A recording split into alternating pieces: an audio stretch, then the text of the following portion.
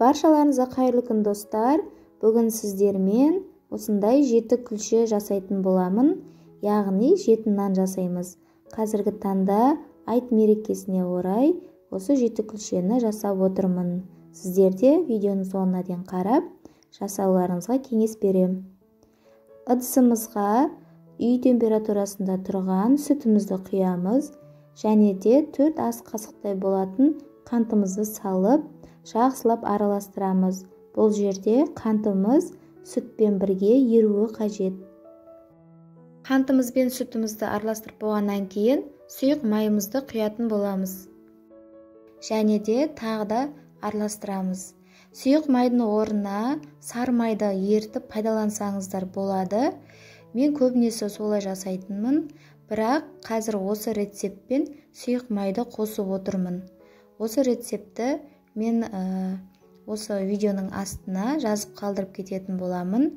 Бұл рецептпен мен алғаш рет жасап отырмын.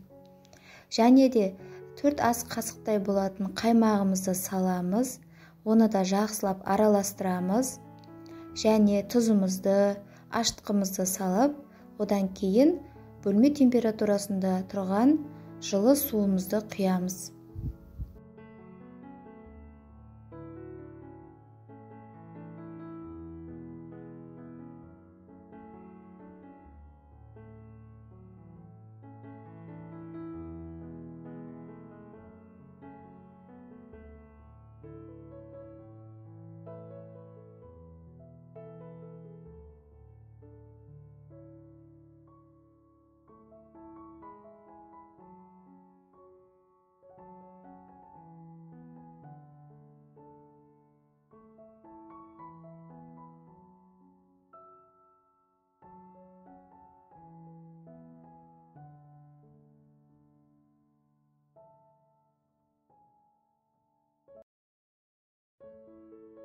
Енді барлығын қосып, араластырып болғаннан кейін, осы сұйық массамызды кемінде жарты сағатқа жылы жерге қойып қоямыз.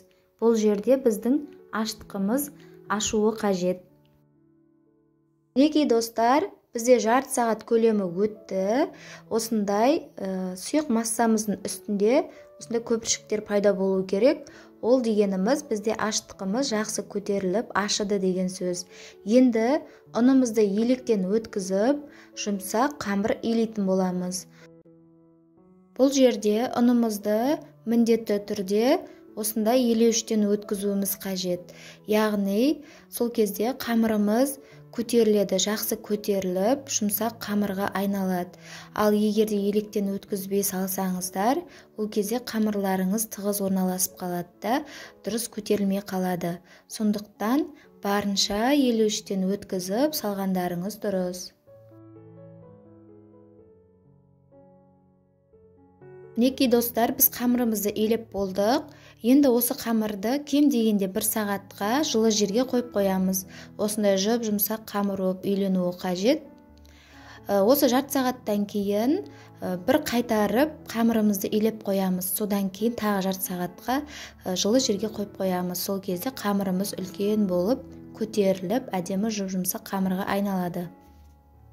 Мінекей достар, біздің қамырымыз үлкейіп көтерілді, 1 сағат көлемі өтті. Енді осы қамырларды 7 күлшеге бөліп аламыз. 7 күлшеге бөліп, осындай бірде қылып, бірде көлемде бөліп аламыз. Менде бұл жерде 8 күлше шықты. Мен 7 күлшеден күлше жасаймын да, 8-ші күлшеден мен бауырсақ пісіретін боламын. Кішігірім, кішкене ғана бауырсақ пісіремін. Ал егер сіздер осы күлшемен қосып бауырсақ пісіргілеріңіз келсе, ол кезде осы қоспаларды 2 есе қылып жасайтын боласыздар. Сол кезде қасына күлшеде, 7 күлшеде жасалынады және де бірнеше бауырсақ жасауға болады.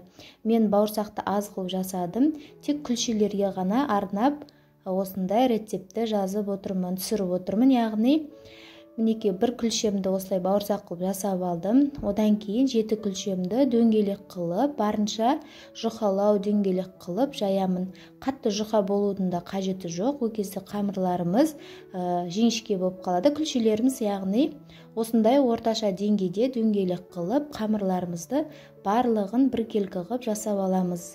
Одан кейін қызып тұрған майға осы күлшелерімізді салып, екі бетін қатты қызартпаймыз, сарғыш түске айналғанға дейін қызартып қуырып аламыз.